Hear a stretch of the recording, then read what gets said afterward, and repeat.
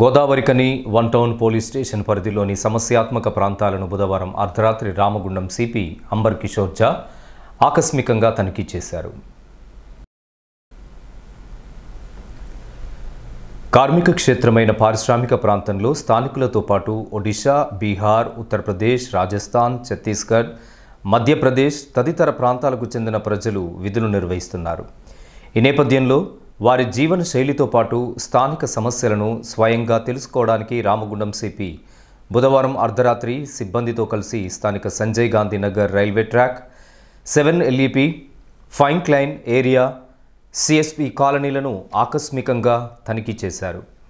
బొగ్గు అక్రమ రవాణా, గంజాయి సేవించడం, సింగరేణికి సంబంధించినటువంటి ఇనుప వస్తువులను దొంగిలించడం లాంటి అసాంఘిక కార్యక్రమాలను అరికట్టడం కోసం డీసీపీ, గోదావరికని ఏసీపీ ఆధ్వర్యంలో ప్రత్యేక బృందాలను ఏర్పాటు చేసి తనిఖీలు నిర్వహించారు.